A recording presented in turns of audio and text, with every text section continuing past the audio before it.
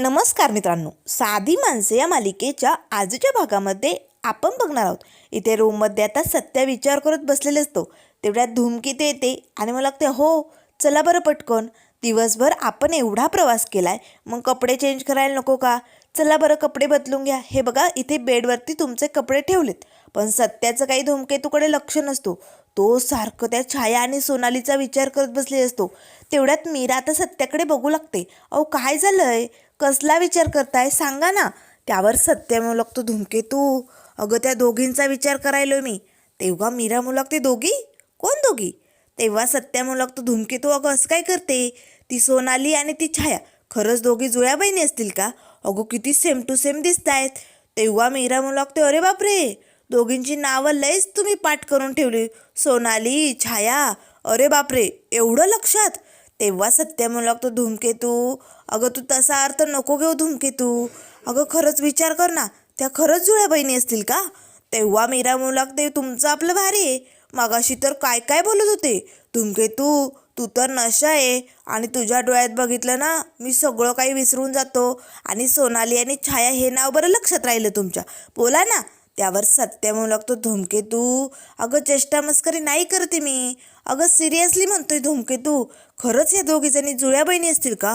पण धूमकेतू जर असं असेल तर या दोघीजणी जर पांढरी साडी घालून त्यांच्या नवऱ्यांसमोर गेल्या तर त्यांच्या नवऱ्यांची तर फजिती होत असेल धूमकेतू. कसं ओळखणार स्वतःच्या बायकोला? दोघी किती सेम टू सेम दिसत आहेत ना. त्यावर मीरा म्हणू लागते, गप्प बसावं.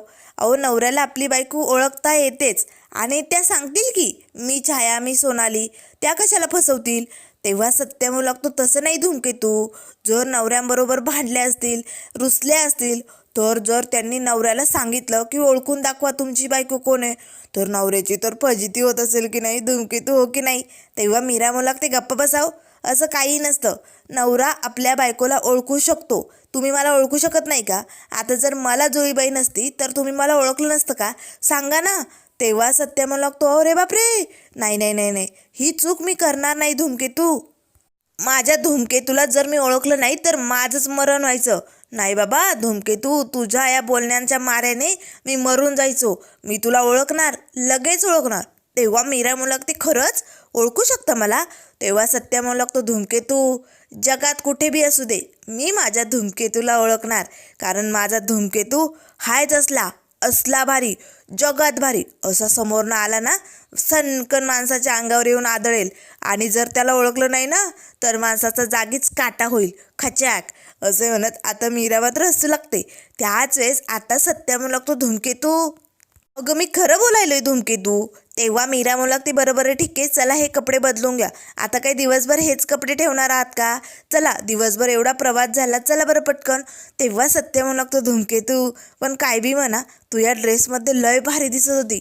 तेव्हा मीरा म्हणू लागते, हो मग काय आयुष्यभर आता हाच ड्रेस घालू का? बदलायचा नाही का दुसरा?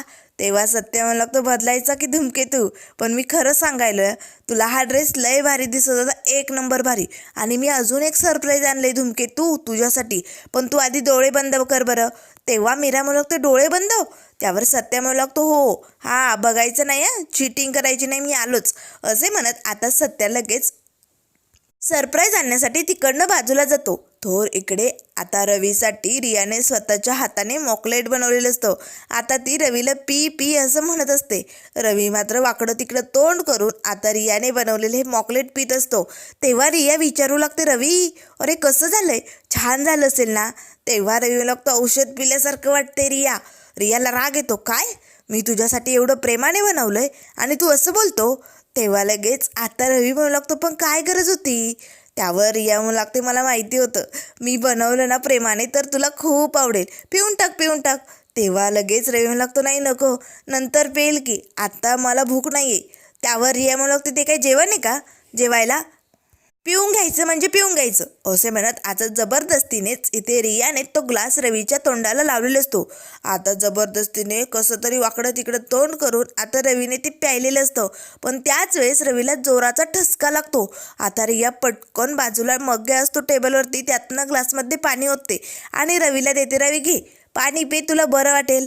आता लगेच रवी तो ग्लास हातात घेतो आणि बघतो तर त्याचा कलर लाल झालेला असतो. तेव्हा लगेच रवी म्हणू लागतो, रिया यात पण काही मिसळवलंय का? आता रिया लगेच पाठीमागे वळून बघते. अरे बापरे, मी तर पाणी दिलं होतं, याचा रंग लाल कसा झाला? तेव्हा लगेच आता रिया घाबरते आणि मग लागते, रवी रवी याचा कलर कसा बदललाय? रवी हे सगळं काय होतंय? आता मात्र रवी आणि रिया दोघेही घाबरलेले असतात. त्याच वेळेस आता तो लाल रंग नाहीसा होतो आणि पांढरं पाणी इथे दिसू लागतो. आता रवी पटकन तो ग्लास खाली ठेवतो. इथे मात्र चेटकिनीची ही जी काही दृश्य दिसत असतात त्यामुळे रवी आणि रिया घाबरलेले असतात. दोघेही एकमेकांना घट्ट मिठी मारतात. तेव्हा रवी लागतो, नाही, आपल्याला भास होत असेल, इथे कोणीच नाही, आपल्याला भास होत असेल की नाही, अशी दोघेही आता आपल्या मनाची समजूत काढत असतात. तर इकडे आता रूममध्ये मीरा डोळे बंद करून उभी असते. तेव्हा सत्या येतो आणि मला लागतो, धूमकेतू चिटिंग केली नाही ना? तेव्हा मीरा म्हणू लागते, नाही हो, मी कशाला चिटिंग करू, आता उघडू का? तेव्हा सत्या म्हणू लागतो, 1 मिनिट, हे किती सांग बरं. आता सत्या 5 बोटे करतो. तेव्हा मीरा म्हणू लागते 2. त्यावर सत्या म्हणू लागतो, लय हुशार, माझी धूमकेतू लय हुशार आहे. असे म्हणत सत्या एक बॉक्स आता धूमकेतू समोर धरतो आणि आता सत्याने त्यात धूमकेतूसाठी मस्त असा छान ड्रेस आणलेला असतो. आता मीरा पटकन डोळे उघडताच बघते तर वाव, किती मऊ लुसलुशीत आहे ना, काय मस्त आहे. अरे बापरे, किती छान लॉंग ड्रेस आहे ना, मस्त आहे. आता मात्र सत्याने इथे स्वतः मीरासाठी हा ड्रेस प्रेमाने आणलेला असतो. आता मात्र लगेच सत्या म्हणू लागतो, धूमकेतू भारी आहे ना, मग जा हा ड्रेस घालून ये. आता मीराला धक्काच बसतो, कारण त्याला बाह्या नसतात, तो शॉर्ट असतो ना, आणि मी असा ड्रेस नाही घालू शकत हो, मला याची सवय नाही आहे, असे आता मीरा म्हणू लागते. तेव्हा सत्या म्हणू लागतो, मग काय झालं धूमकेतू, तुला आज जो घातला त्याचीही सवय नव्हती, पण किती भारी दिसत होता ना, जा पटकन ड्रेस चेंज करून ये, तुला लय मस्त दिसेल. तेव्हा मीरा तो ड्रेस सत्याच्या हातात देते आणि लागते, नाही या, हे असले ड्रेस देविका आणि रियाला शोभतात हो, मला नाही शोभणार, मी चांगली नाही दिसणार यात. तेव्हा सत्य म्हणू लागतो, कोण म्हणालं तू चांगली नाही दिसणार धूमकेतू, तू आणि ड्रेस घालू नये, मग मी ठरवतो तू चांगली दिसतेस की नाही. तेव्हा मीरा म्हणू लागते, पण नाही दिसणार हो मी चांगली. त्यावर सत्या म्हणू लागतो, धूमकेतू तुला सांगितलं ना, तू ड्रेस घालू नये, जा पटकन. आता मात्र लगेच मीरा तो ड्रेस घेऊन आतमध्ये जाते आणि आता सत्या इथे मस्त कपडे वगैरे चेंज करून आता आरशात मात्र आपले केस विंचरत असतो. त्याच वेळेस आता पाठीमागनं आरशातनं धूमकेतू येताना दिसू लागते. आता या ड्रेसमध्ये धूमकेतू अतिशय छान दिसत असते. सत्या मात्र धूमकेतूकडे बघतच राहतो. तेव्हा लगेच आता मीरा येते आणि मला ते बघितलं ना, नाही दिसत ना मला चांगला, मी म्हणत होते या असल्या ड्रेसची सवय मला नाही आहे, पण तुम्ही ऐकाल ना. तेव्हा सत्या म्हणू लागतो, धूमकेतू अगो लय भारी दिसायली तू, अगो स्वप्नातली नाही, खरोखरची परी वाटायली धूमकेतू, वा वा वा धूमकेतू, या परीने तर असं माझ्या मनात साम्राज्य निर्माण केलंय, असं वाटायलंय जगात भारी माझी परी. आता मात्र मीरा म्हणू लागते, अरे बापरे, तुम्ही तर कविताच केली. तेव्हा सत्या म्हणू लागतो, केली नाही धूमकेतू, माझ्या ओठावर आपोआप आली तुला बघून, लय भारी दिसायली धूमकेतू. असे म्हणत सत्या आता धूमकेतूला आरशासमोर नेतो आणि मला लागतो, खोटं वाटायलंय तुला, मग विचार, स्वतःच्या डोळ्यांना विचार, तू कशी दिसायली, विचार बरं. तेव्हा मीरा लाजू लागते. त्याच वेळेस सत्या म्हणू लागतो, धूमकेतू त्या रियापेक्षा आणि देविकापेक्षा हा ड्रेस तुला लय भारी दिसायलाय, हे कळलं असेल ना तुला. बघितलं धूमकेतू, स्वतःला कधीही कमी समजत जाऊ नको. अगं तू या ड्रेसमध्ये लय भारी दिसायली, आणि चल आता मला कुणाला तरी जळवायचे आणि दाखवायचे माझा धूमकेतू किती भारी दिसतो या ड्रेसमध्ये, चल पटकन. तेव्हा मीरा मनाशीच म्हणू लागते, अरे बापरे, आता देविकानी रियासमोर घेऊन जाणार की काय या ड्रेसमध्ये मला, नाही नाही नको नको, असं नका करू हो, हे बघा ऐका माझं. तेव्हा सत्या म्हणू लागतो, नाही आहे धूमकेतू, चल पटकन. असे म्हणत सत्या हात धरून धूमकेतूला तिकडनं बाहेर घेऊन जातो. तर इकडे आता निरूपा मात्र झोपण्याच्या तयारीत असते. तेव्हा सुधाकर भाऊंच्या अंगावरती जे ब्लँकेट असतं ना ते ओढू लागते, पण सुधाकर भाऊ ढराढर घोरत असतात, त्यांना काही जागच येत नाही. तेव्हा लगेच आता निरूपा म्हणू लागते, काय माणूस आहे, सारखेच झोपा काढतात, दुसऱ्यांशी बोलणार नाही, गप्पा मारणार नाही, काहीच नाही. तेवढ्यात आता जोरजोरात दरवाजा ठोठावू लागतो. आता निरूपा घाबरते, अरे बापरे, यावेळेस कोण आलं असेल, नाही नाही नाही नाही, राम राम राम राम. असे म्हणत आता निरूपा दरवाजाजवळ येते आणि दरवाजा उघडून बघते तर बाहेर कोणीच दिसत नाही, सुमसाम शांतता असते. मग दरवाजा कोणी ठोठावला याची आता तिला भीती वाटू लागते. आता निरूपा पुन्हा दरवाजा बंद करते. आता काय करावं काही सुचत नाही. आता पुन्हा मात्र दरवाजा जोरजोरात आदळत असतो, जोरजोरात वाजत असतो. आता निरुपा सुधाकर भाऊंना म्हणू लागते, हो अहो उठा ना, काय माणूस आहे, किती सूम झोपलाय, उठा ना. पण सुधाकर भाऊ उठायचं नाव घेत नाही. आता निरुपा लगेच देवाला हात जोडते आणि म्हणू लागते, देवा माझी मदत करा, माझ्या पाठीशी राहा. राम राम राम राम करत आता निरुपा पुन्हा दरवाजा उघडायला येते. आता दरवाजा उघडते, बघते तर कोणीच नसतं. पण त्याच वेळेस आता पांढरी साडी घालून हातात मेणबत्ती घेऊन जी छाया भेटली असते ना, ती अशी क्वचित जाताना निरुपाला दिसू लागते. निरुपा मात्र जोरात ओरडते आणि दरवाजा बंद करून घेते. अरे बापरे, माझं काही खरं नाही, मी काय करू आता, मी काय करू, असा विचार आता निरुपा करत असते. तेव्हा ती म्हणू लागते, नाही नाही, मला रवी आणि रियाच्या रूममध्ये जायला पाहिजे. इकडे हे झोपलेत, मी एकटी आहे, मी घाबरून चालले. नाही नाही नाही, मी जाऊ का त्यांच्या रूममध्ये, असा विचार आता निरुपा करत असते. तर इकडे रिया आता फ्रेश होण्यासाठी वॉशरूममध्ये आलेली असते. आता मात्र तिने पाण्याने आपला चेहरा धुतलेला असतो. आता टोवेलला पुसताच लगेच आता रिया पुन्हा बाथरूममधले लाईट बंद करणार आणि दरवाजा उघडणार. तेच आता बंद केलेला लाईट पुन्हा चालू होतो. आता मात्र लगेच रिया म्हणू लागते, रे बापरे, मी तर बटन बंद केलं होतं, हा लाईट पुन्हा कसं चालू झाला. आता रिया पुन्हा बटन बंद करते. ते बटन आपोआप चालू होतं, लाईट सुरू होतात. आता रिया घाबरते. आता ती दरवाजा उघडण्याचा प्रयत्न करू लागते. रवीला जोरजोरात आवाज येत असते. त्याच वेळेस आता लाईट लाग झुक असे होत असतात. आता रिया जोरजोरात ओरडू लागते, रवी रवी, पण दरवाजा काही उघडायचं नाव घेत नसतो. आता मात्र इथे रिया खूप घाबरून जाते. त्याच वेळेस आता सत्या मात्र धूमकेतूला घेऊन इकडे बाहेर अंधारात आलेला असतो. तेव्हा मीरा म्हणू लागते, हो इकडे कुठे आणले तुम्ही मला, कुठे चाललोय आपण. तेव्हा सत्या म्हणू लागतो, धूमकेतू 2च मिनटं थांबतो इकडे, मी आलो जा, असे म्हणत आता सत्या तिकडनं बाजूला निघून जातो. मीरा मात्र त्या अंधारात एकटीच उभी असते. त्याच वेळेस आता इथे देविका आणि पंकज दोघेही मस्त आता आपल्या बेडवरती आरामात बसलेले असतात, मोबाईल बघत असतात. तेव्हा देविका म्हणू लागते, बेबी आपण मस्त सेल्फी काढूया की, किती छान रूम आहे आपली, चल बरं पटकन, असे म्हणत आता दोघेही पटकन सेल्फी काढणार. त्याच वेळेस आता लगेच रूममध्ये अचानक अंधार झालेला असतो. अचानक लाग झुक अशा लाईटी सुरू होतात. आता पंकज आणि देविका खूप घाबरतात. दोघेही जोरजोरात ओरडू लागतात आणि एकमेकांना मिठी मारतात. अरे बापरे, ती छाया आली वाटतं, असे पंकज आता जोरजोरात ओरडत घाबरलेला असतो. तर इकडे आता धूमकेतू सत्याची वाट बघत असते. त्याच वेळेस अचानक लाईट सुरू होतात. सगळीकडे लाईटिंग केलेली असते, मस्त असं छान टेबल सजवलेलं असतं, खूपच छान इथे तयारी केलेली असते. तेव्हा सत्या धावतच येतो आणि मला लागतं, धूमकेतू आवडलं की नाही, कसं भारी डेकोरेशन आहे ना, आवडलं की नाही. तेव्हा मीरा मला लागते, आवडलं ना, लय भारी केलं हो, किती मस्त वाटायला इकडे.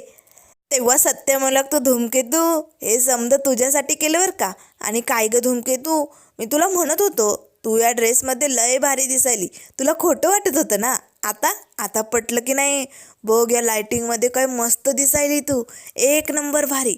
तेव्हा लगेच मीरा म्हणू लागते, हो पण तुम्ही कोणाला तरी जळवण्यासाठी मला दाखवायला घेऊन येणार होतं ना, कोण आहे मग ते.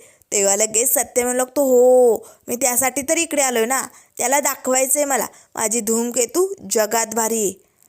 तो लय स्वतःला सुंदर समजतो ना. तेव्हा मीरा म्हणू लागते, हो कुणाबद्दल बोलताय, तो म्हणजे कोण. त्यावर सत्या लगेच धूमकेतूचा हात पकडतो आणि ओढतच चंद्रासमोर तिला घेऊन येतो. तो बघ, तो चंद्र स्वतःला जगात भारी समजतो ना, पण ए चंद्रा इकडे बघ, माझा धूमकेतू तुझ्यापेक्षा लाख पटीने भारी दिसायलाय, बघ बघ, असे ओरडतच आता सत्या चंद्राला म्हणू लागतो.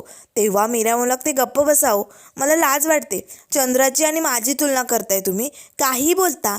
तेव्हा सत्य म्हणू लागतो, धूमकेतू मग वाटू दे की लाज. अगो या चंद्रासारखी खुलणारी, रातराणीच्या फुलांसारखी रात्रभर सुगंध देणारी धूमकेतू आहे माझी. आता मात्र सत्या धूमकेतूचं कौतुक करू लागतो. तेव्हा मात्र आता मीरा लाजू लागते, गप्प बसावं. तेव्हा सत्या म्हणू लागतो, खरंच, असे म्हणत सत्या धूमकेतूला आपल्या मिठीत घेतो आणि म्हणू लागतो, धूमकेतू तुझे हे केस आहे ना, ते अगदी चाफ्यांच्या पानासारखे, फुलांसारखे वाटतात मला, खूप भारी. आणि तुझे हे डोळे अगदी गुलाबांच्या फुलांसारखे आणि तुझे हे होठ गुलाबांच्या कळ्यांसारखे. तेव्हा मीरा म्हणू लागते, बास बास, असे म्हणत आता मीरा सत्याच्या तोंडावरती हात ठेवते. मला एवढं कौतुक करायची सवय नाही, म्हणजे कधी हे शब्द ऐकत नाही ना मी. तेव्हा लगेच आता सत्य म्हणू लागतो, धूमकेतू अगं नवरा एवढं प्रेमाने कौतुक करायलंय, गुणगान गायलाय, तुला ते आवडत नाही? तेव्हा मीरा म्हणू लागते, नाही म्हणजे याची कधी मला सवय नाही ना, आता तुम्हीच बघा, तुम्ही असं कौतुक करता का माझं, सांगा बरं. आता सत्य मात्र धूमकेतूकडे बघू लागतो. तर त्याच वेळेस आता इकडे वॉशरूमचा दरवाजा उघडताच रिया धावतच बाहेर येते आणि रूममध्ये रवीला येऊन घट्ट मिठी मारते. त्याच वेळेस निरूपा येते, पंकज, देविका येतात. सगळेजण आता रवीला मिठी मारतात आणि जोरजोरात ओरडू लागतात. तेव्हा रवी मला लागतो, एक मिनिट एक मिनिट, काय झालंय मला सांगाल का? असे सगळेजण मला येऊन का मिठी मारतायत, का ओरडतायत? तेव्हा लगेच रिया मला लागते, रवी ती आहे इकडे. तेव्हा रवी मला लागतो, ती कोण? त्यावर निरूपा म्हणू लागते, ती छाया, मी बघितलं आत्ता ना माझ्या रूमच्या बाहेरनं मेणबत्ती हातात घेऊन पांढरी साडी घालून ती छाया चालली होती. अरे बापरे, कशी दिसत होती, माझ्याकडे बघत होती आणि माझ्याकडे बघून अशी हसत होती. आता मात्र लगेच पंकज लागतो, हो मलाही तिने बघितलं इकडे, मीही तिला बघितलं, ती तर मला पंकज असं म्हणत होती. मला तर वाटतंय ती छाया मला घेऊन जाणार आहे.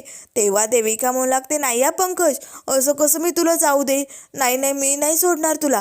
तेव्हा लगेच पंकज लागतो, रवी मला खूप भीती वाटते रे, मी काय करू? तेव्हा रवी मला लागतो, हे बघा शांत व्हा, सगळ्यांना भास होत आहेत, आपण दिवसभरचे पाहिलं आणि थकलोय की नाही, त्यामुळे ना तुम्हाला भास होत आहेत. हे बघा तुम्ही घाबरू नका बरं, आरामात जाऊन झोपा. तेव्हा निरूपा म्हणू लागते, काय? नाही, अरे हे भास नाही आहे रे बाबा, खरंच दिसतंय आम्हाला हे सगळं. तेव्हा रिया म्हणू लागते, हो रवी हे खोटं नाही आहे. तेव्हा रवी म्हणू लागतो, हे बघ मम्मा ऐकून घे, अगं आपण दिवसभर प्रवास केलाय की नाही, त्यामुळे ना इव्होल्युशन होतंय. तेव्हा लगेच आता निरूपा म्हणू लागते, काय हॅलोजन काय रे? हे बघ रव्या, मला तुझी भाषा नाही कळत रे, पण मला ती दिसते रे, मला खूप भीती वाटते. त्यामुळे रव्या तू माझ्याबरोबर माझ्या रूममध्ये चल. तेव्हा लगेच रवी म्हणू लागतो, बरोबर येतो. त्याच वेळेस रिया रवीचा हात पकडते, नाही या रवी, मला एकटीला सोडून तू नाही जायचे तिकडे, मला खूप भीती वाटते रे. तेव्हा लगेच आता रवी म्हणू लागतो, हे बघ रिया, आपण दोघे जाऊया आणि आईला तिच्या रूममध्ये सोडूया आणि पंकज दादा आणि देविका वहिनी तुम्ही दोघेही तुमच्या रूममध्ये जा, घाबरू नका, टेन्शन घेऊ नका, असे म्हणत आता रवी या सगळ्यांना सोडायला निघालेला असतो. तर त्याच वेळेस आता इकडे सत्या म्हणू लागतो, धूमकेतू तुला या समद्यांची सवय नाही आहे, अगं पण दिवसभर फुलांच्या दुकानात असते की तू, मग फुलांची तर सवय आहेच की तुला. तेव्हा मीरा म्हणू लागते, फुलांचा आहेच हो, पण कसं आहे ना, माझं लग्न गाड्यांच्या डॉक्टरबरोबर झालं आहे ना, मग मला काय बाबा, डॉक्टरचीच भाषा मारते आहे. म्हणजे कसं आहे, तुमचे डोळे कसे हेडलाईटसारखे, तुमचे केस कसे तिच्या हॉर्नसारखे, तुमचा चेहरा कसा स्टेरिंगसारखा, हीच भाषा मला माहिती आहे ना आजपर्यंत, म्हणून हे कौतुक मला लय वाटायले. तेव्हा लगेच सत्यावर लागतं, धूमकेतू हायच तू कौतुक करण्यासारखी, एक नंबर भारी, असे म्हणत आता इथे सत्या आणि मीराच्या लव्ह स्टोरीला तर सुरुवातच झालेली असते. तेव्हा लगेच सत्या पटकन धूमकेतू समोर येतो आणि आता धूमकेतूचा हात हातात पकडतो. दोघेही इथे मस्त कपल डान्स सुरू करतात. खूप छान असा डान्स दोघांचा चालू असता, एकमेकांच्या प्रेमात अगदी रंगलेले असतात. सत्याने मात्र आता धूमकेतूला असं उचलून वरती घेतलेलं असतं. तर इकडे रूममध्ये येताच आता रवी आणि रिया दोघेही मस्त फिल्म बघत असतात. कारण आपण जर पिक्चर वगैरे बघितला, मन रमवलं, तर आपण हे सगळं विसरून जाऊया असं त्यांना वाटू लागतं. पण त्याच वेळेस आता मात्र लगेच त्या टी व्हीमध्ये त्यांना मेणबत्ती घेऊन जाणारी ती छाया दिसू लागते. आता मात्र छाया त्यांच्याकडे बघून जोरजोरात हसत असते. आता दोघेही मात्र ओरडू लागतात, घाबरलेले असतात. तर इकडे निरूपाच्या रूममध्ये निरूपा अंगावरती घेऊन राम राम राम राम करत झोपलेली असते, पण मात्र तिला सारखा घुंगरांचा आवाज येत असतो. तर त्यानंतर मित्रांनो पुढील भागामध्ये आपल्याला बघायला मिळेल, इथे आता निरूपाच्या रूमच्या बाहेर ती छाया आलेली असते. आता निरूपा हळूच तिचा पाठलाग करत तिच्या पाठीमागे जात असते. त्याच वेळेस आता मात्र लगेच पाठीमागनं सोनाली येते. आता मात्र ही सोनाली आणि छाया दोघींनाही बघताच आता निरूपाला चक्कर आलेली असते, ती खाली पडणार, ते सत्या मीरा सगळेजण येतात. तेव्हा लगेच आता सत्या म्हणू लागतो, बास, माझ्या निरूपाला लय त्रास दिलाय. तेव्हा लगेच आता निरूपा म्हणू लागते, त्या दोघींनी मला ना खूप घाबरवलंय, दोघींनी चिटकीनीच वाटतायत मला.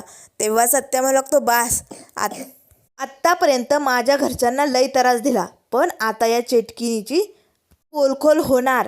तेव्हा निरुपा म्हणू लागते, देविका पुढे चालली होती आणि मी तिच्या मागे मागे आणि ती मला दिसत होती. तेव्हा देविका म्हणू लागते, कोण?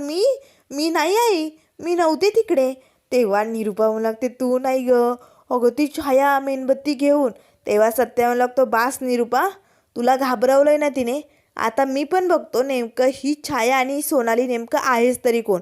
आता सत्या आणि मीरा या सोनाली आणि छायाचा कसा शोध घेणार. नेमकं ही खरंच चेटकीन आहे की मुद्दामून कोणीतरी यांना फसवण्यासाठी, घाबरवण्यासाठी हे सगळं करतं आहे, हे आपल्याला लवकरच कळेल. त्यामुळे मित्रांनो, अशाच मालिकेंच्या अपडेट पाहण्यासाठी चॅनलला लाईक करा, सबस्क्राईब करा. व्हिडिओ पाहिल्याबद्दल धन्यवाद.